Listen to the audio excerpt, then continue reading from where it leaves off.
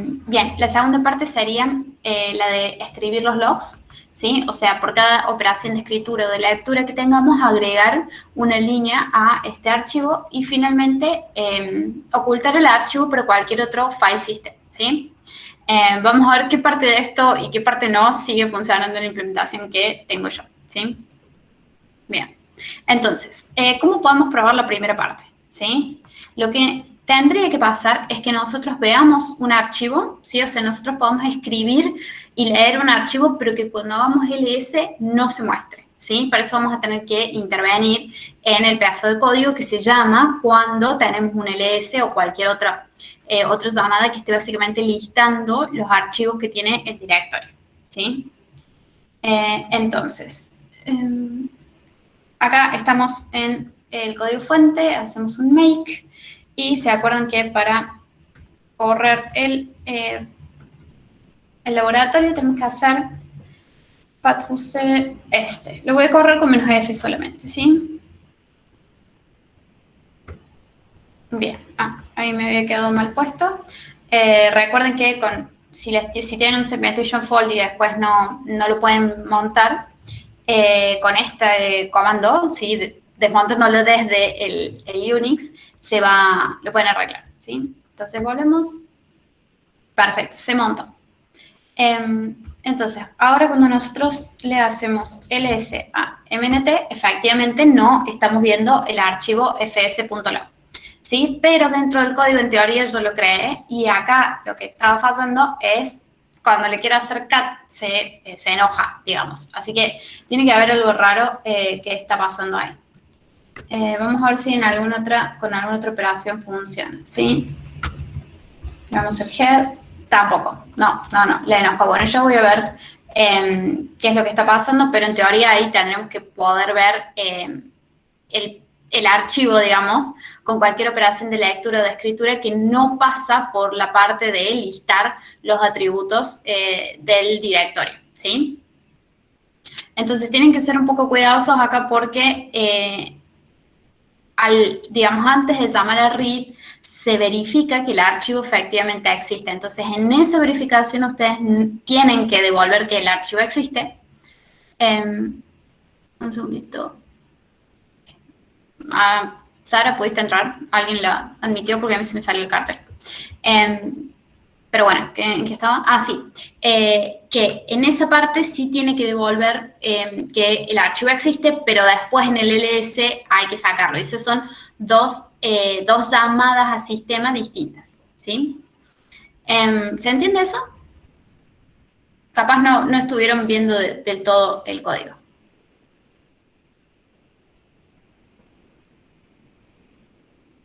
Voy a asumir que la respuesta es sí. Me siento re sola en esta reunión, chicos. No están participando nada, me estoy poniendo nerviosa, pero bueno. Acá estamos. Muy bien. No sé cómo Nico hace esto todos los días. Bien. Bueno. Entonces, vamos con la siguiente parte. Vamos a pretender que el archivo ese lo pudimos leer y lo podemos escribir, porque yo me acuerdo que en algún punto lo podía hacer. Ustedes créanme. Bueno, escribiendo los logs, sí, básicamente, nosotros les dimos una función que está al principio de el archivo. Déjenme buscarlo acá. Sí. ¿Dónde estamos? En el esqueleto que les pasamos, sí, en la función, el archivo fatfile, ¿se acuerdan?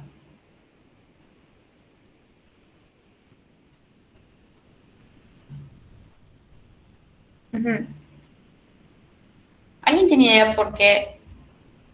Sí.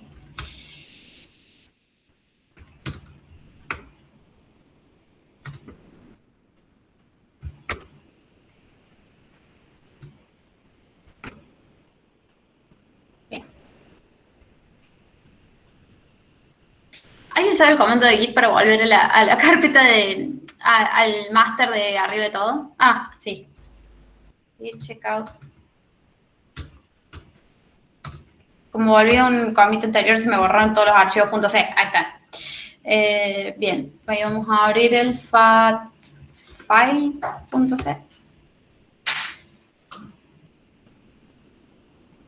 ¿Alguno de ustedes se acuerdan en qué archivo estaba el programa? Ah, en FastFusion. Ah, yo sabía que en algún lado se los habíamos dejado. Perfecto. Acá les dejamos una funcioncita así, para que no se, porque la idea del laboratorio no es que se pongan a renegar con los strings, ni nada de eso, ni con las fechas. Entonces acá les dejamos una función que construye básicamente el mensaje que tienen que poner en ese archivito para loguear que el usuario efectivamente hizo una operación de lectura o escritura, ¿sí? Entonces acá dentro de BAF nosotros estamos construyendo ese mensaje y ustedes lo van a tener que completar agregando la escritura efectivamente al archivo de logs, ¿sí? Esto solamente genera el mensaje. Bien. Y estaría bueno que lo dejen de esa forma porque entonces los tests van a ser bastante más fáciles de hacer. La segunda parte es que es bastante opcional si ustedes quieren loguear el nombre del usuario, también es uno de los puntos de estrella, que sería como lo más interesante de hacer el sistema de logs. Por ahora solamente lo hemos dejado como para que puedan ver que es posible. Entonces, la parte 3 es ocultar el archivo de los otros file systems, ¿sí? ¿Y eso qué significa? Significa que nosotros hemos agregado una entrada de directorio a nuestro FAT y hemos agregado un archivo a la tabla FAT. Entonces, si nosotros desconectamos el volumen y lo volvemos a montar con el Unix común y corriente, eso, o sea, cuando hagamos ls desde el Unix, vamos a poder ver el archivo, entonces, ¿qué chiste tiene? ¿Sí? Entonces, ¿eso qué significaría en el código? Entonces, podemos irnos a source, que sigue estando acá. Vamos a desmontarlo. Ah, bien, no está montado. Vamos a hacerle un checkout.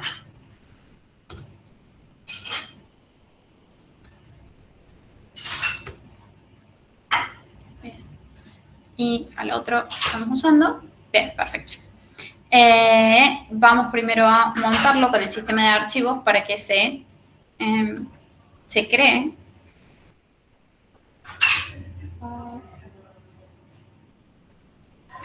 Bien, básicamente esto. Se crea el archivo fs.log, por ejemplo, acá lo ven, adding child fs.log a la posición esta, en la posición 4, ¿sí? Eso no salía recién, así que vamos a tratar de hacerlo de nuevo. ls, mnt, no aparece. Y cat. Bien. No, todavía no lo gusta. Bueno. Entonces, ahora vamos a tratar de montarlo, ¿sí? Con el mnt. La verdad es que no me acuerdo el comando específico para montarlo.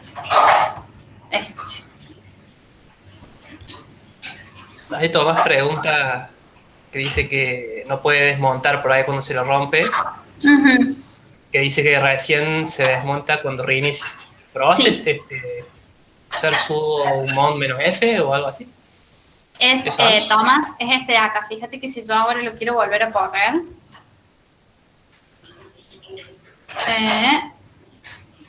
funciona bien.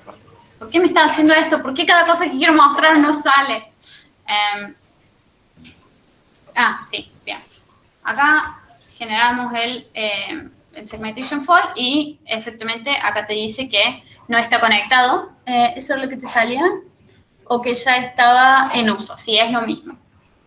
Entonces, con este comando ya vamos a poder montar de nuevo y está todo bien, ¿sí? Entonces, ahora lo vamos a montar desde el sistema de archivos. Entonces, acá está en otro lado.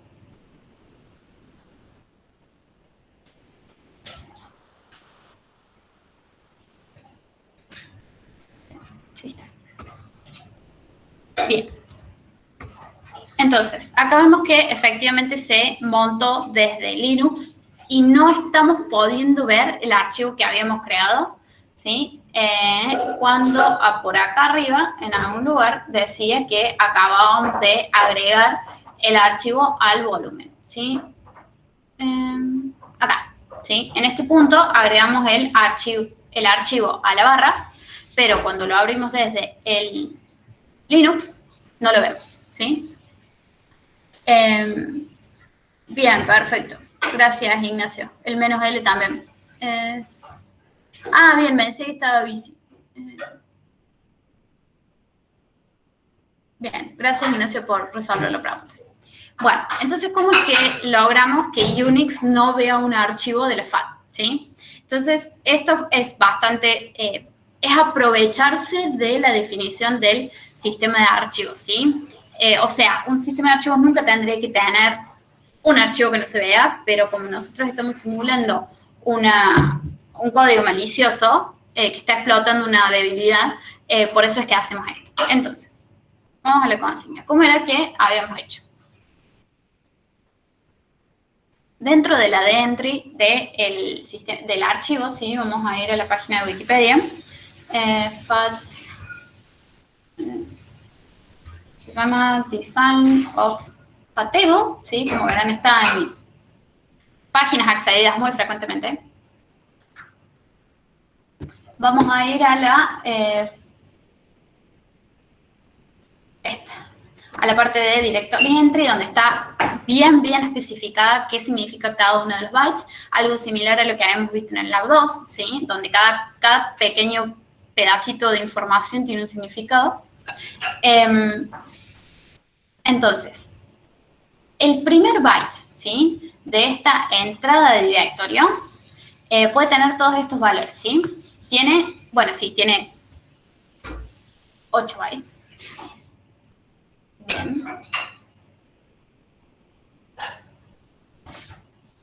Bien, ¿por qué tiene 8 bytes? Porque acá lo que está es el nombre del archivo, ¿sí? Si no llega a estar el nombre del archivo, va a haber alguno de estos valores. El nombre del archivo, vamos a ver si... Sí, bien, perfecto. El nombre del archivo tiene como máximo 8 caracteres. No creo realmente que ustedes se acuerdan de cuando uno no podía grabar un archivo con más de 8 caracteres en el nombre. Yo me acuerdo cuando el nombre de usuario que te daban en FAMAS no podía tener más de 8. Bien, o sea, eso es un límite para la cantidad de alumnos históricos que puede llegar a haber, pero bueno. Y la extensión tenía que tener 3 caracteres y bueno, tenía que tener extensión el archivo. Entonces, acá vemos que, bueno, si esto tiene 0, significa que la entrada de directorio está vacía, ¿sí? Eso es bastante estándar. Entonces, ¿cómo es que funciona el tema de borrar los archivos? Que es una parte que no está implementada. Se hace en 2 pasos, ¿sí? Primero se marca el archivo cuando uno lo borra, o sea, hace mandar a la papelera y de la papelera hace borrar, o en Unix hace RM. Ese archivo se marca como que está listo para ser borrado. Y después hay otro proceso, ¿sí? Otros procesos del sistema operativo que efectivamente van a borrar ese archivo. Por eso es que también pasaba, que no sé si lo habrán vivido, pero algunas veces se corrompía el disco duro o le entraba un virus a la máquina y no había forma de, digamos, de sacarlo. Y uno llevaba el disco duro a un técnico y el técnico recuperaba los archivos, ¿sí? Mientras que no se haya sobrescrito la información de ese archivo, los archivos se podían recuperar, ¿sí? ¿Eso es por qué? Porque en realidad solamente estaba marcada la entrada de directorio como que estaba lista para ser borrada, pero todavía no se había borrado. Entonces, esto que significa ya está lista para haber sido borrada es este E05 y el que efectivamente se borró creo que es este. Al revés. El 05 es que está pendiente para borrar los archivos y el E05 significa que ya ha sido removido y que está disponible, ¿sí? Bueno, esto no importa. Entonces, ¿qué es lo que hacemos nosotros para ocultar nuestro archivo? Marcamos como que este archivo ha sido removido o está listo para removerse. Entonces, cuando le damos un ls, el sistema, el FAT cargado con Unix va a sacar el archivo. ¿Esos bytes están en un clúster? Efectivamente, sí, están en el clúster del directorio. Recuerden que el clúster del directorio tiene muchas entraditas ahí adentro. No sé si lo pusimos en la consigna.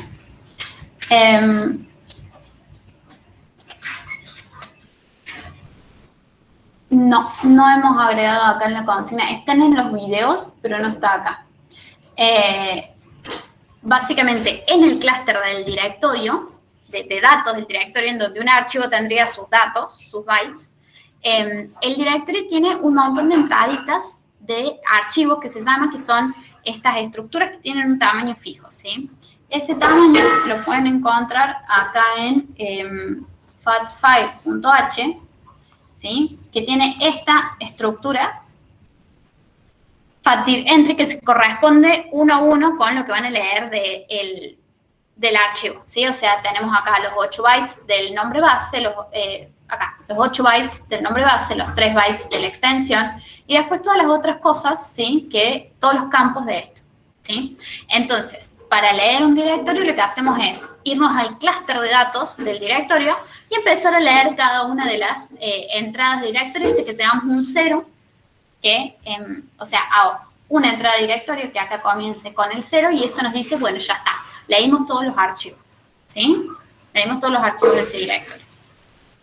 Entonces, para que al leer todos esos archivos ignore nuestro archivo de log, lo vamos a marcar con alguno de este o este prefijo, digamos, ¿sí? Pero, ¿sentiste time? Más o menos, algo. Yo sé que todavía no vieron la entrada de directorio, pero quería que este video quede grabado, ¿sí? Algo, bien. ¿Alguna pregunta particular?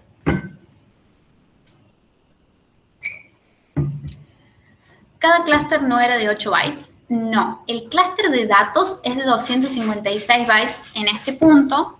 Lo podemos ver, vamos a desmontar esto. Cuando cargamos el... Dale con esto. Por acá nos va a decir, acá, que el clúster tiene 512 bytes por clúster, ¿sí? Es el clúster de datos. Lo digo por la tablita. Muestra que cada clúster tiene 8 números en hexa. ¿Qué tablita, Juliana?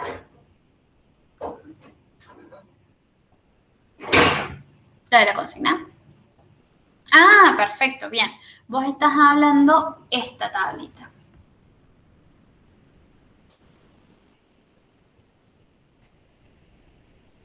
¿Dónde? Esta hermosa tablita de la consigna. Sí, bien, perfecto. Qué buena duda porque esto tiene que quedar súper claro para que puedan hacerla. ¿Qué es lo que es esto? Esto es la tabla FAT, ¿sí? En la tabla FAT, cada clúster sería cada filo, cada bloque. Ninguno de los dos, ¿sí? La tabla FAT lo que guarda son las direcciones a los clústeres, ¿sí? Desde la dirección del primer clúster de datos, ahí empezamos a contar pedazos de a 512. ¿Sí? Entonces, desde el byte 0 hasta el byte 511, todo eso corresponde al clúster número 1. Pero no está en la tabla. En la tabla solamente guardamos la dirección. Que efectivamente, la dirección de cada clúster está representada por estos 4 bytes, o sea, 32 bits de información. Después hagan el cálculo, pero con 32 bits nos alcanza para mapear 4 GB de direcciones, 4 GB de memoria. Entonces, acá, o sea, y por eso tenemos las dos partes. Una vez que nosotros, si nosotros queremos leer un archivo, lo que vamos a hacer es, por ejemplo, el archivito en celeste, es fijarnos en la tabla FAT, ¿sí? Donde es que empieza el archivo celeste y de ahí hacer como un salto de la memoria hasta el offset que corresponde al clúster número 4. ¿Sí? Profe, pero entonces el offset solamente nos serviría para saber si es el final del clúster. O sea, como que los primeros 2 bytes, los primeros 2 números en hexa te están diciendo cuál es el siguiente clúster o al que está asociado. Sí. Y los bytes de offset, entonces, ¿para qué te servirían? Esto que yo puse acá, para que sea más fácil de leer la tablita. ¿Sí? Porque después, ¿qué es lo que pasa? Sí, está muy, muy en punto tu pregunta.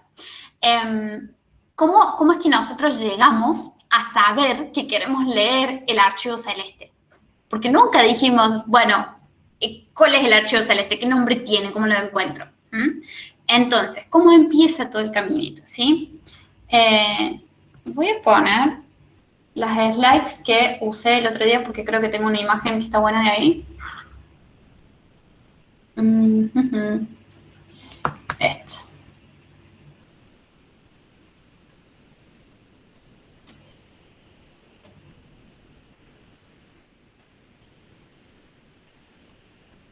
Bien, acá, ¿sí? Exactamente, bien.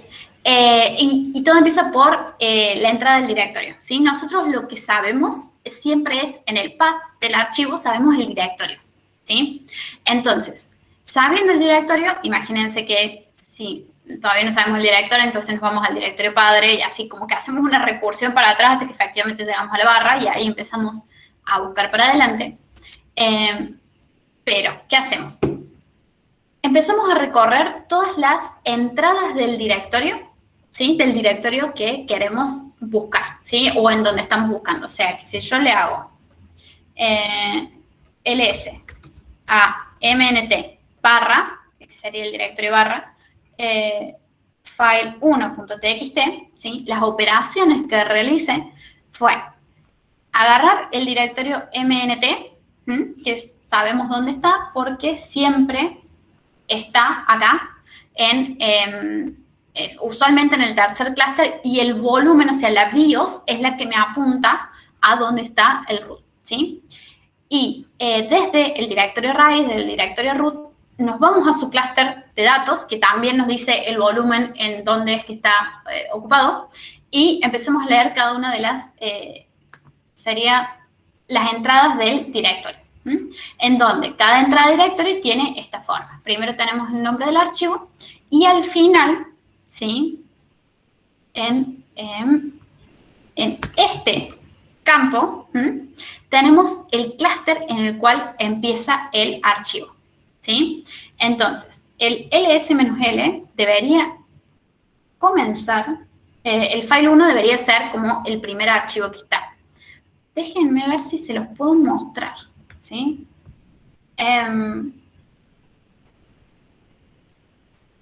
Sin mostrarles el pedazo de código que no tienen que ver. Vamos a abrir el otro código por las dudas. Bien. Perfecto. Entonces, ¿cómo podemos mirar la tabla FAT por adentro? ¿Sí? A ver qué es lo que tiene. Bien, cuando hagamos un ls, lo que va a pasar es que vamos a pasar por adentro de una llamada sistema en particular. Para ver qué llamada sistema es, vamos a correr esto con -d y vamos a hacerle ls, ¿sí? Entonces, ¿cuál es la que se llamó? Lookup. Con eso sabemos, podemos rastrear qué llamada sistema es. Entonces, nos venimos acá y vemos cuál sería el lookup, que no me dice cuál es. Bien. Acá está, perdón. GetAttr. Entonces, cuando hagamos el GetAttr, cuando hagamos el ls, vamos a terminar llamando a la llamada sistema GetAttr. Y esta, en F12, acá podemos ver el pedazo de código que efectivamente se va a estar cargando. Y lo que voy a hacer acá es ponerle un login. Si ustedes se van a el archivo fattable.h, van a ver que muy convenientemente tiene una función que se llama fattable.print, ¿sí? Se la vamos a poner acá y la tabla que vamos a usar va a ser la del volumen, flechita table. Estoy casi segura que el volumen tiene una flechita table, sí. Como está el clúster, le vamos a decir, bueno, imprimime desde el clúster 0. Y como en clúster le vamos a decir, imprimime hasta el clúster D, porque la tabla FAT es gigante, entonces le vamos a decir desde qué clúster hasta qué clúster. Y para poder verlo bien, le vamos a poner un printf de muchos asteriscos y otro printf de muchos asteriscos. Perfecto. Entonces, cuando nosotros corramos esto y acá hagamos un ls, no pasó nada. Bien, porque estoy en otra carpeta.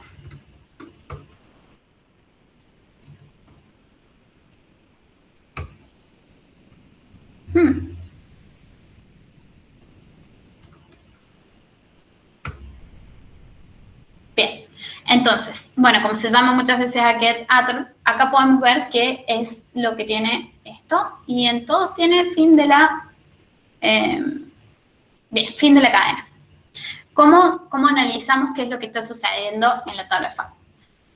El 0 y el 1, ¿sí? Siempre están reservados. El clúster. Entonces, acá me está diciendo el número de clúster y qué es lo que tiene adentro. Después, si quieren, vean en la función qué es lo que está pasando y cómo es que se está imprimiendo. Entonces, el EOC significa End of Chain. Y, por ejemplo, acá en el clúster número 6 nos está diciendo que acá tenemos un 0. Si volvemos a la tablita que tenemos acá, ¿sí? Nos está diciendo que en este espacio tenemos el final de carácter, que es este de acá, que tiene sentido porque ese es lo que corresponde. Hay un rango de valores que son el final del carácter. Este también, ¿sí? Y esos dos son los reservados acá. También vemos que tiene un final de carácter. Y después, en el clúster 2, que es el que corresponde al directorio raíz, en este créanme que yo sé que es el directorio raíz, también tenemos un end of chain. ¿Y se acuerdan alguno qué es lo que significaba eso? Que un archivo tuviera en su tabla FAT un end of chain.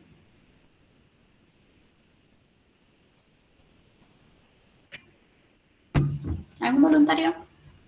Si no, les damos por nombre.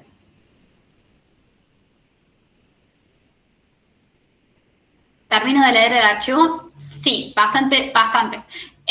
Significa que el siguiente clúster del archivo va a ser el final de la cadena, ¿sí? Entonces, significa que el clúster que estoy mirando ahora es el único que tiene, ¿sí? O que está al final de la cadena. En este caso, como no venía de ninguno antes, sabemos que ese es el único clúster que tiene. O sea que el archivo que comienza en el clúster número 2 tiene un solo clúster, ¿sí? Y el clúster que tiene es el número 0, 1, 2, 3. ¿Cuál apuestan?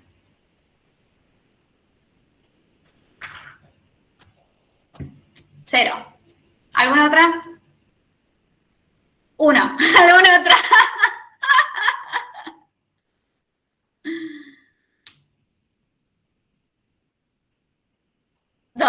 ¿Alguna otra?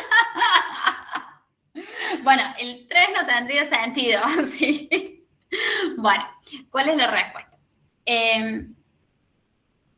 La tabla FAT, recuerden, guarda el siguiente, el clúster que corresponde al siguiente clúster en la cadena, ¿sí?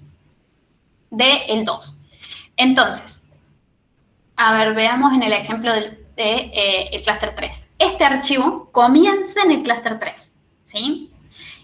Y sigue en el clúster 4. Y eso es lo que por ahí no es súper antiintuitivo de la tabla FAT. O sea que este archivo se compone primero del clúster 3, después del clúster 4, ¿sí? El 4 nos dice que el siguiente es el 5, después el 5 nos dice que el siguiente es el 6, y el 6 nos dice que ya está. O sea que los clústeres de este archivo son el 3, el 4, el 5 y el 6. Si nosotros queremos leer, vamos a saltar nuestro buffer. Supongamos que hacemos un head y queremos leer desde el offset 0. Vamos a saltar el buffer y lo vamos a colocar para que lea desde el clúster número 3, porque es el primer clúster del archivo. ¿Sí? ¿O no? Me pueden decir no.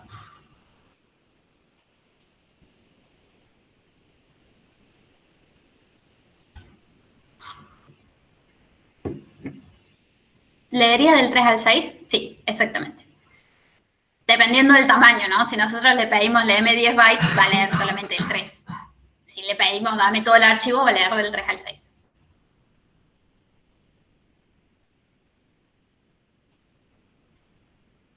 Bien, ante el silencio rotundo, vamos a seguir analizando la tabla FAT, ¿sí? Entonces, en el clúster número 2 tenemos el archivo root, que tiene un solo clúster, que es el número 2, porque el siguiente clúster sería el end of file. En el clúster 3 también tenemos otro archivo, porque si estuviera vacío diría 0, ¿sí? Entonces, el 3 también tiene un solo clúster porque ninguno de los otros apuntaba al 3 y el 3 es el final de directorio. Y el 3 probablemente corresponda a alguno de los archivos de estos files, ¿sí? Que tenemos. Después, me refiero a estos dos, o sea, el file 1.txt y el file 2. El clúster 4 también tiene otro archivo, ¿sí? Que tiene una sola cadena. Y acá está nuestro archivo misterioso. El clúster 5 también tiene un archivo, pero no lo vemos cuando hacemos ls. Ese es el archivo de log que está creado, ¿sí? O sea que el 0, 1, 2, 3, 4 y 5 son 0. Sí. Exactamente esa sigla o algún número entre el rango que tienen acá. La consigna. Estos, ¿sí? Si está en ese rango es que es el fin de la cadena. Bueno, ahí con esa herramienta les va a ser útil para poder entender cómo va y viene la tabla FAT, ¿sí? Entonces, ¿cómo era que estábamos tratando de encontrar un archivo adentro de nuestra tabla, ¿sí? Lo primero que vamos a hacer es leer el directorio raíz, que de hecho, si ustedes se van a el fatvolume.c, van a ver que una de las últimas tareas que se hace cuando estamos montando el volumen, esta función, que es demasiado larga, acá, ¿sí? Es la que monta el volumen. Bueno, una de las últimas cosas que hacemos es inicializar el archivo de directorios, que a lo que nos lleva es a leer el directorio raíz, ¿sí? Entonces, cuando leemos el directorio raíz, ahí leemos todas sus entradas de directorio, que son estas cositas que tenemos acá, y vamos leyendo cada uno de los nombres de los archivos y vamos a leer dónde es que empiezan, ¿sí? Entonces, ¿cómo hacemos? Cuando nosotros le hacemos ls a barra file 1, lo que vamos a hacer es recorrer el árbol que tenemos, ¿sí? En la función listir, por acá anda. En la función readdir, vamos a buscar, si no lo leímos antes, vamos a leer todos los archivos del directorio raíz y vamos a iterar sobre todos los hijos, ¿sí? Del directorio raíz. Y cuando encontremos el que tenga el mismo nombre del archivo que nosotros estamos buscando, lo vamos a tomar, nos vamos a ir a fijar a su entrada de directorio que nosotros tenemos cargado en un lugar, acá en file, y nos vamos a ir a fijar en qué clúster comienza, ¿sí? Y una vez que sabemos en qué clúster comienza, qué numerito de clúster, podemos o directamente ir a leerlo o venir a la tabla FAT, que está acá, y acá en el directorio raíz nos va a decir que, por ejemplo, file1.txt comienza en el clúster 3, que era el primero que no era el root y que estaba ocupado. Y acá, si queremos leer todos los bytes del archivo, vamos a venir a la tabla FAT y le vamos a decir, bueno, yo sé que el primero es el 3. ¿Cuál es el siguiente? Va a ser el 4. Y el del 4 nos va a decir el 5, el 5 nos va a decir el 6 y el 6 nos va a decir que ya está el último. Y de esa forma es que leemos todos los directorios, todos los archivos y todos los clusters del archivo. Me dice que 0F es menor que F8. No hay ninguna inconsistencia ahí. Lo saqué de la página de la Wikipedia. Así que sí, puede ser que haya una inconsistencia. En realidad es el rango, ¿sí? Desde ese al otro. Así que cualquier cosa que esté en el medio, estén así o estén así, va a ser considerado un final de la cadena, ¿sí? Es que creo que la consigna decía que el rango iba desde F8 hasta FF. Ya acá está marcando como que el end of file es el 0F. O sea, una pavada, pero... No sé. No, es que recuerden que eso es Little Endian. ¿Sí? Miren el video que dejé. O sea, ¿qué quiere decir que sea Little Endian? Que este es el byte menos significativo.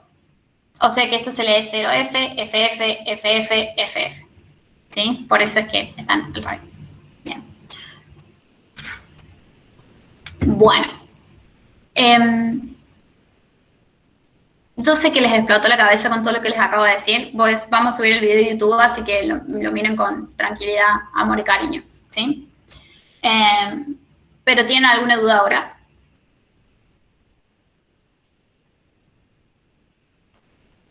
Yo tengo una duda. O sea, está diciendo primero que cada clúster es hasta 512 bits, ¿no? Bytes, sí. Bytes. De hecho, no, tiene 512 bytes. No pueden ser más cortitos, porque es como el pedazo de memoria, como si fuera un arreglo. Ya todos los lugares están separaditos. Y entonces, ¿por qué hay clústeres de, bueno, el 0E? Que termina ahí, o sea, es al principio y al final del archivo. ¿Eso no es un clúster de 8 bytes? ¿O estoy entendiendo cualquiera? ¿El número 14? No, el 0B. 0B. Este. Bien. No. Primero que estos de acá son 4 bytes, ¿sí? Y ese es solamente la dirección del siguiente, ¿sí? El clúster 11, el clúster 0B, siempre va a tener 512. No importa que vos en tu archivito escribas 10 bytes, el clúster entero tiene 512, ¿sí? Lo único que te dice la tabla FAT es que tiene un solo clúster. Es como que la tabla FAT no guarda nada de datos. Creo que ese es el concepto por ahí que nunca termina de quedar claro. En la FAT solamente tenemos la tabla que tiene numeritos de clústeres. Y después recién en el área de datos tenemos cada uno de los clústeres ya dividido con el tamaño que viene. Y ahí vamos a ir a escribir o leer cosas. Si quieren, métanse en el código y printen a ver desde qué dirección se lee o desde qué dirección se escribe. Y ahí van a ver que la dirección de la FAT está bastante lejos desde donde se lee o desde donde se escribe. ¿Se aclara un poquito la duda, Julián?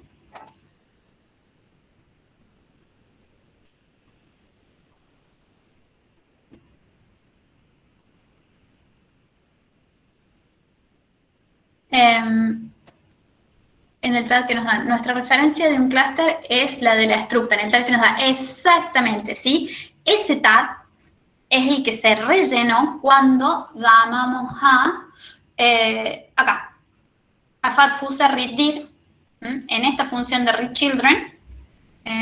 Vamos a ver, un segundito. En esta función auxiliar, divino.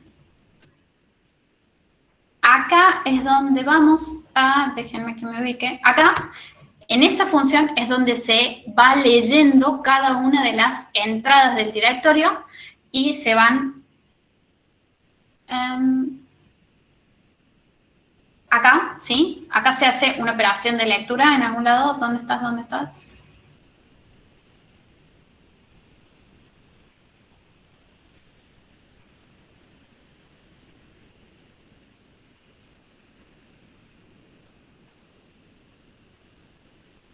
Acá, perdón.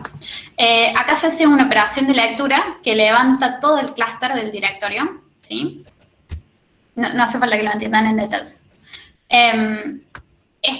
Esto se guarda en un buffer. Ya deben haber estado viendo... ¿Qué dice? Ya deben haber estado viendo un poco las... ¿Qué le pasa a mi teclado? Tengo un teclado inalámbrico que está reaccionando horrible. Deben haber estado viendo las funciones de lectura. Esto se guarda en un buffer. Y acá, en esta función auxiliar, agarramos ese buffer y lo empezamos a dividir en todas las entraditas de directorio. y lo que hacemos es crear una nueva entrada de directorio desde ahí. Con eso vamos a crear un archivo, por eso se llama init file, y ese archivo nos va a quedar metido exactamente en, bueno, justo no acá, pero por acá abajo, se va a meter adentro del árbol de el tab, exactamente acá, insert. No sé qué le pasa a mi teclado. Lo voy a apagar.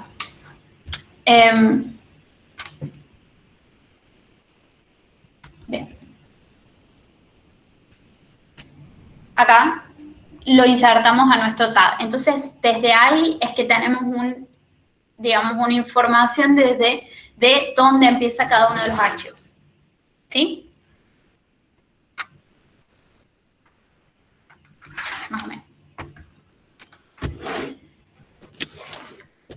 Bueno, entonces, esa entrada de directorio es la que vamos a tocar para que el usuario no pueda ver nuestro archivo, ¿sí? Esa entrada de directorio es como la que guarda todos los metadatos del archivo. No los datos, los metadatos, el nombre, no sé. Hoy estuve revisando los videos de YouTube y vi que con Nico no habían visto File System todavía. ¿Verdad? O yo me salté un video. ¿Sí vieron File System? ¿O no vieron File System? Ah, bien, perfecto. Bueno, la idea es que un archivo está compuesto por sus datos, ¿sí? Y sus metadatos que normalmente se guardan en lo que se llama un inodo. En este caso no tenemos inodos, pero es esto, es el nombre, el tamaño, en dónde está guardado. Todo eso son los metadatos que están en la entrada de directorio, ¿sí? Nosotros modificando la entrada de directorio decimos, bueno, este archivo va a estar borrado. Y por eso que cuando hacemos ls no se ve. Ese concepto, ¿se entiende? ¿Tal vez? Ah, son las 17:21. Me repasé explicando. Bueno, vamos a asumir que sí se entiende. Les explico una última cosita y pasamos a que ustedes me expliquen dudas porque me comí la clase. Perdón.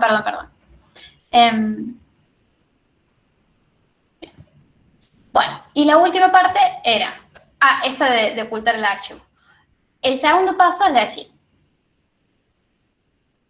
exactamente, sí, le hacemos creer que no existe, marcar la entrada como borrada. Pero si marcamos la entrada como borrada, corremos el riesgo de que Unix decida borrarla, en serio, ¿sí? Y no queremos que nos marque el clúster del archivo como libre, ¿sí? Porque eso es lo que nos haría que perdiéramos todos nuestros datos. Entonces, ¿cómo hacemos eso? ¿Espacio? ¿Qué significaría espacio, Pedro? Ah, sí, necesita espacio. Bien, creo que entendí. Bueno, le decimos que esta entrada de directorio está reservada y no lo puede tocar, ¿sí? Y eso lo hacemos cambiando otro pedacito de la entrada de directorio. A ver si lo tengo por acá. No está especificado en esta, pero lo podemos ver en acá, en nuestra estructura de datos, ¿sí? Acá tiene esto, un campo, ¿sí? Que se llama atributos, que puede tener distintos valores. Estos valores están acá expresados en la tabla de la Wikipedia, y nos dice que puede ser un archivo de solo lectura, puede estar oculto. Este no lo usamos el oculto porque o sea, si ustedes hacen control H en Ubuntu que les muestra todos los archivos ocultos, se muestra. Entonces no tenía chiste usar ese, porque igual lo podés encontrar súper fácil. Entonces vamos a usar uno pueden usar Reserved, pueden usar Device, pueden usar, hay otros, un Volume, un System, que básicamente le dice, este archivo no lo toques, ¿sí? Entonces, está marcado como para borrar, pero al mismo tiempo le decimos, este archivo no lo toques, así que en teoría no debería tocarlo, ¿sí? Tampoco es que le hice un testeo súper absoluto al lab. Pero con esas dos cosas es como que lograríamos que nuestro archivo esté más oculto de lo normal, que no sea tan fácil de encontrar. Obviamente los bytes están ahí, así que si el usuario se mete, lo va a ver, ¿sí? Si un programador se mete, lo va a ver. Pero estarían bastante ocultos del usuario. Entonces, esa es la última tarea que tienen que hacer, modificar esta entrada de directorio con estas dos cosas para que el archivo no se muestre. ¿Sí? ¿Quedó? Más o menos.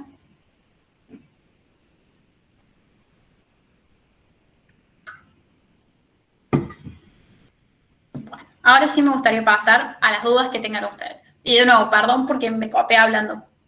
No me suele pasar, pero estaba re entretenida explicando, así que, perdón. Hola, ¿se escucha? Sí. Una cosa que por ahí les sirve a los chicos sobre la tabla FATI, ¿para qué sirve? Es, a ver, si se acuerdan de algoritmos 2, las listas enlazadas, ¿sí? Eh, las listas enlazadas eran un montón de nodos donde cada nodo tenía un puntero a next, que era el próximo nodo, y el último nodo tenía un puntero a null que decía acá se terminó la lista, ¿sí? Ahora piensen que eh, la tabla FAT es esencialmente la cadena de los punteros next, ¿sí? Puestas en un arreglo. Entonces, ustedes van salteando, cada nodo tiene 512 bytes de datos y el puntero al siguiente nodo está en la tabla FAT en el lugar correspondiente a ese clúster. Y cuando se termina, en vez de poner null, ponen FF, FF0F o alguno de esos valores. Por ahí eso les sirve para verlo de otra forma. Exactamente. De hecho, cuando lo levantamos en memoria, lo vamos a meter, bueno, es una estructura un poco más compleja porque es un árbol y es una lista. Pero hacemos eso, o sea, tenemos una lista que tiene un puntero al siguiente hermano y tiene un puntero a los hijos, ¿sí? O sea, y esta parte del siguiente hermano es a dónde vamos a ir llevando cada uno de los hijos, ¿sí? Perdón, no es de la tabla FAT, pero sino de los directorios, pero es básicamente esa lista que dice Chavo. Bien, ¿alguna otra duda?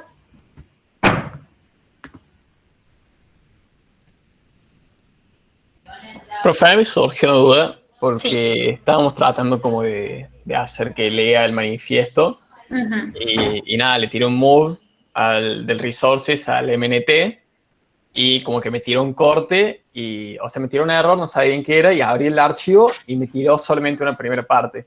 Y después me fijé y era exactamente 512 caracteres y dije, bueno, sí, será por el tema de los clústeres y todo eso, pero después dije, bueno, ¿cómo se supone que voy a hacer que me lea el archivo entero? Bien, fíjate que primero a vos te saltó ese error probablemente, no sé si... Ay, para, que voy a compartir de nuevo.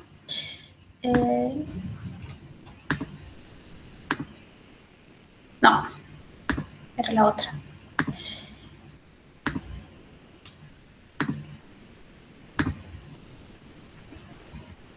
Bien, te pasó eso, primero te escribió los 512 porque la parte 2 es efectivamente extender las operaciones de escritura, ¿sí? Entonces, por eso escribió un solo clúster, los primeros 512. Está bien que has hecho eso. ¿Por qué te saltó ese error? No estoy del todo segura, pero capaz que trato de llamar a alguna llamada sistema que no estaba del todo implementada. Y después, ¿cómo es que funcionaría esto del manifiesto? ¿Sí? Vamos a salir de acá y volvemos al código completo.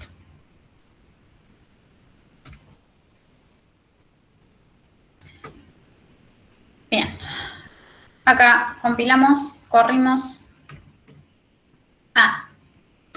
Pues sí, cargué la imagen que no era. Vos lo único que tenés que hacer acá es cargar la imagen, ¿sí? Nada más, no tenés que copiar cosas. Y dale. Entonces, ahí vemos el manifiesto, punto. Ya estaba copiado antes. ¿Sí? Esa es como la primera parte. Y cuando lo lees,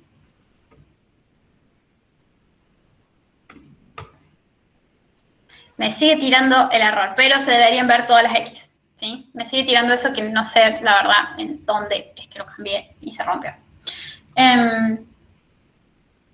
Y acá está, efectivamente, tratando de leer todos los clusters. ¿Sí? En realidad esto está en la función... Déjenme que lo comente.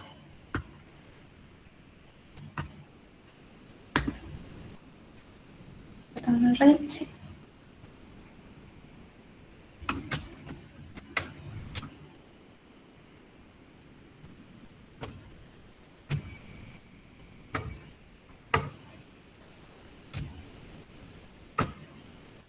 No, todavía no le gusta. Bueno, algo está pasando. Pero bueno, la idea es esta. Vos no tenés que copiar ningún archivo adentro del MNT. O sea, ya tengo que leer el directorio con el manifiesto. Sí, exactamente. Si vos, o sea, porque la imagen ya está creada. Si vos querés crear una nueva imagen, tenés que seguir los pasos estos que están acá en el README. Estos de acá, pero eso te va a crear otro archivo .img y lo vas a poder montar con Linux y copiarle cosas ahí. ¿Sí? Pero no podrías copiar cosas usando nuestro file system. No estoy del todo segura que funcione. Bien. Sofía, estamos re perdidos con la parte 2. ¿Algo un poquito más específico?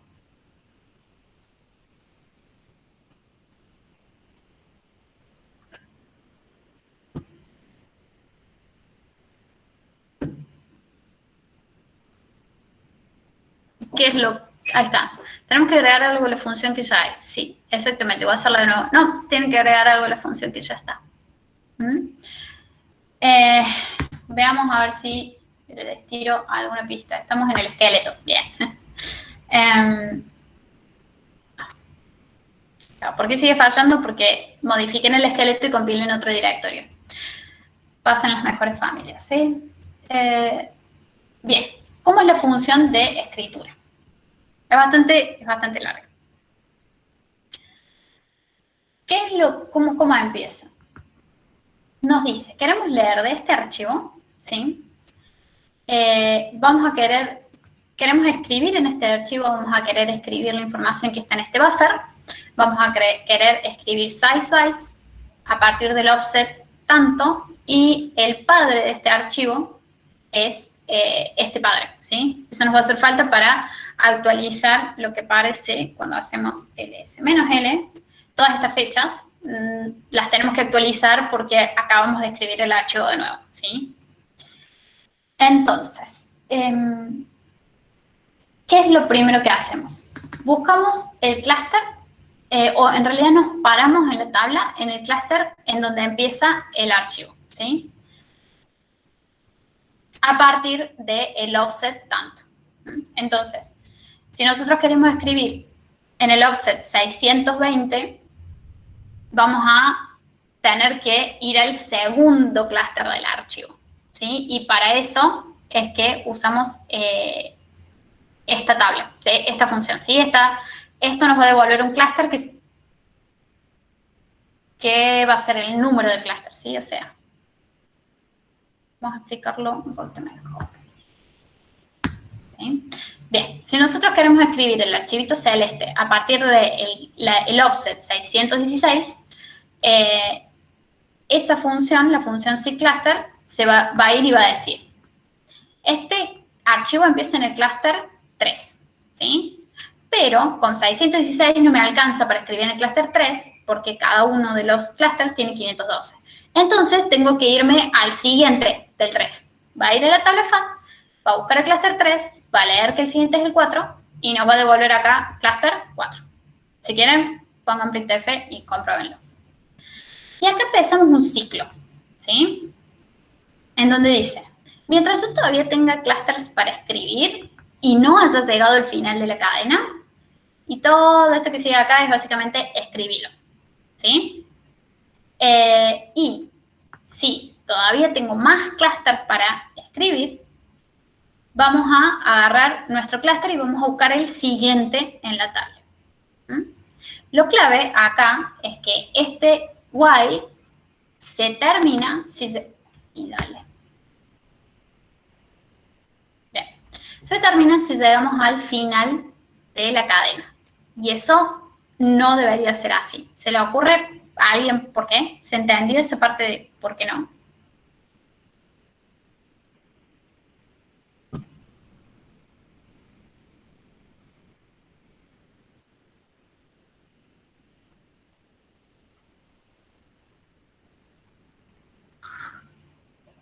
Silencio absoluto. No entendí. Bien. Bien, me encantan esas respuestas. Bueno. Supongamos, nosotros dijimos que queremos escribir a partir del clúster 612. ¿Sí? A ver, acá vamos a hacer uso de las herramientas de la tecnología.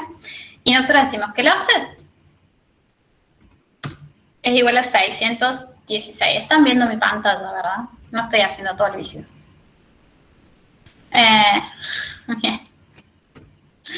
Y vamos a decir que el tamaño de lo que queremos escribir va a ser 1000 bytes, ¿sí?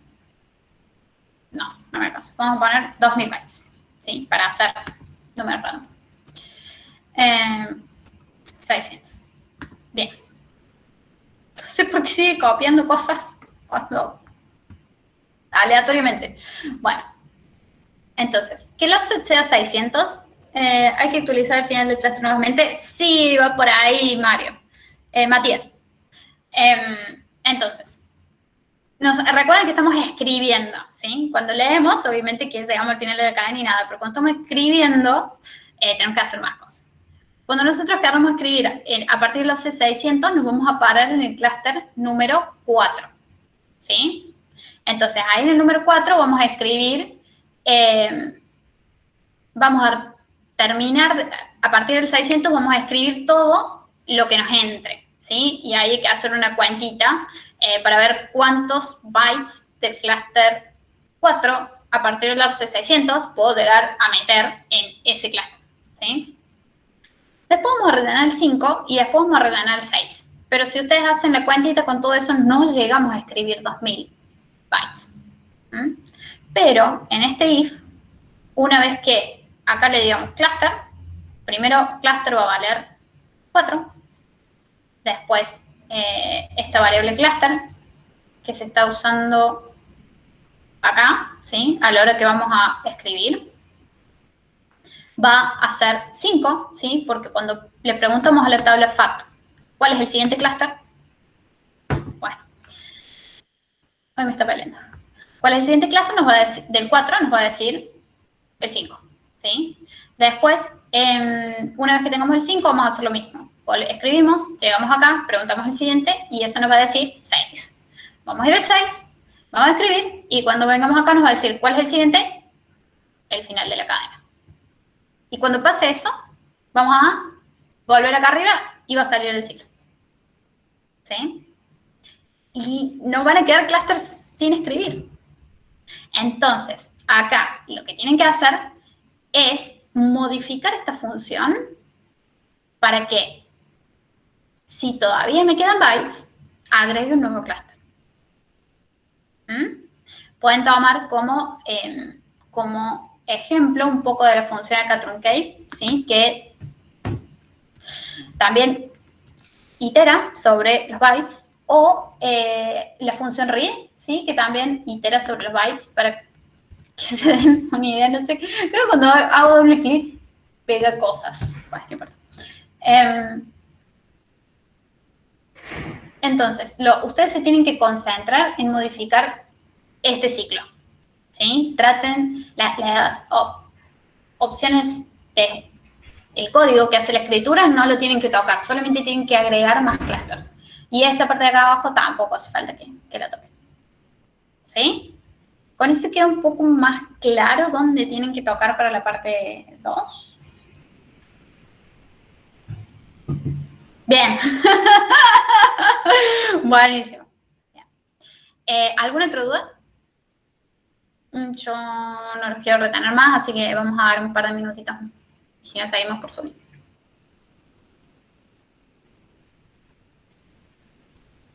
¿Alguno que haya llegado a la parte 3, que tenga dudas? Los que están en la parte 1, si están súper trabados, este es el momento, porque deberían empezar con la parte 2, ¿sí?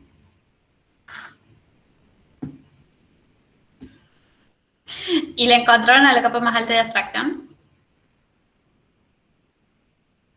No, bien. ¿Qué significan las capas de abstracción? ¿Alguno tiene una teoría? ¿Cómo es que funciona esto del código? Porque importante en el desarrollo de software este concepto. Alguno de los que encontró la capa de abstracción de más arriba, ¿cómo hicieron para darse cuenta que era ahí?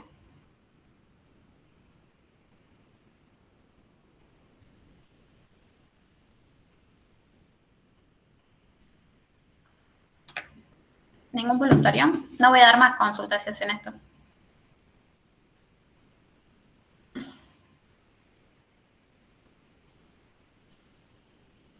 Bueno, está bien, lo explico yo. ¿Qué sería la capa más alta de abstracción? Perdón, profe, no sé. Bien. Buenísimo que pregunten porque es un concepto súper interesante.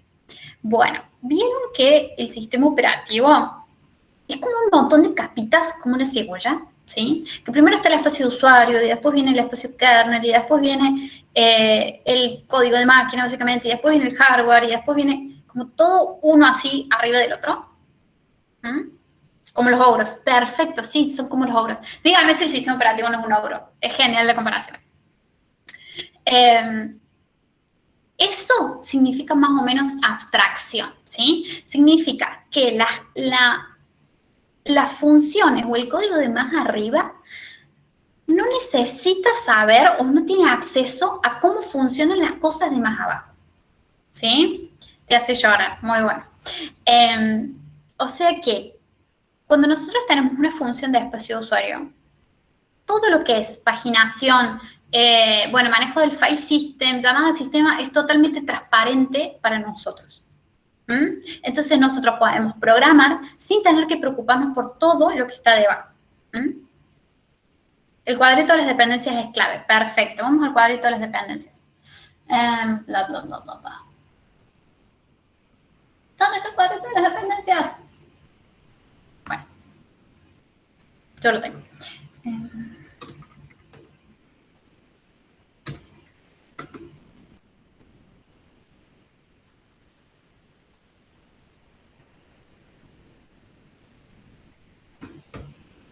Bien, este cuadrito de las dependencias. Bueno, ahí está. Entonces, si las capas están bien separadas, las capas de abstracción, son completamente independientes. Y eso tiene que ver con el concepto de desacoplar el código. Si yo modifico el file system del sistema operativo, los programas de usuario deberían seguir funcionando exactamente igual. Todo esto del BFS es eso, es una abstracción a partir de la cual yo no necesito saber qué es lo que está pasando debajo para poder usar el file system, usar ese pedazo de código. Nosotros acá en este proyecto lo vemos de esta forma. Y acá tienen que ver las flechitas. El archivo FATFile, fíjense que no tiene ninguna dependencia con respecto a Fuzzy Operations. O sea, el FATFile no sabe cómo está implementado el mkdir. No necesita saber cómo está implementado el mkdir o cómo se lee el volumen, porque no tiene nada que ver. Entonces, ahí logramos una capa de abstracción. En este caso las pueden ver, no están apiladas, sino que están de un lado para el otro. La capa de abstracción más baja es la Fat Table. ¿Sí? ¿Por qué? Porque la Fat Table solamente maneja clusters y no tiene ni idea de todo lo otro que está pasando. Otra capa de abstracción bastante baja es el H-Tree, que es una estructura que es totalmente independiente del file system. ¿Sí? Entonces, cuando nosotros tenemos que tocar código y queremos no meternos en la implementación, ¿sí? Queremos que esto sea transparente para toda la implementación, buscamos ponerlo en la capa más alta. ¿Sí? Y la capa más alta sería, bueno, descúbranlo ustedes. Pero con eso deberían destrabarse un poco más. Y si no se destraban con eso, ya díganle a su profesor que les ayude con esto porque tienen que empezar la clase en la parte 2, ¿sí? Pero, sí. El tema era que la forma que usaba, por lo menos para ir encontrando la capa más alta, era encontrarle una función de read. Y yo, bueno, ¿dónde se usa esta función? Yo usaba el Ctrl-Shift-F en el VS Code y me iba fijando. Bien. Pero llegué a una función de como la más alta que encontré porque no la llama nadie. Y nada, lo único que hace te devuelve bytes. Te dice cuántos bytes leyó, ponele. Sí. Pero eso como que no me estaría sirviendo de mucho, que digamos. No me estaría... Bien. Que sería... Otra forma de empezar eso es agarrar acá, irse al read. al llamado sistema read y fijarse qué es lo que está haciendo esta función, ¿sí? Y acá sí, es cierto, devuelve solamente bytes read, pero hay otra cosa muy importante. Mete el bytes acá dentro de buff, ¿sí? Acá esta función también se mete y va escribiendo todos nuestros bytes adentro de buff. Y eso es lo que te devuelve. No lo devuelve explícitamente, pero le pasamos una referencia que modifica por adentro. Capaz eso soluciona todo.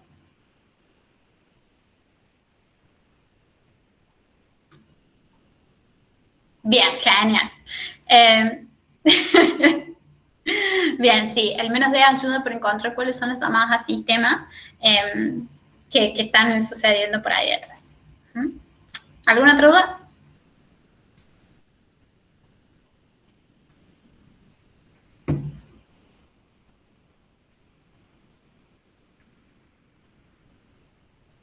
Bueno, genial, gente. Bueno, seguimos por Zulip y, bueno, la parte 3, si bien es cortita de implementar, lleva su tiempo, así que por favor no lo dejen para el último día, ¿sí? Y bueno, estamos en un rato, les subo el videito de YouTube, ¿sí? Nos vemos, gente.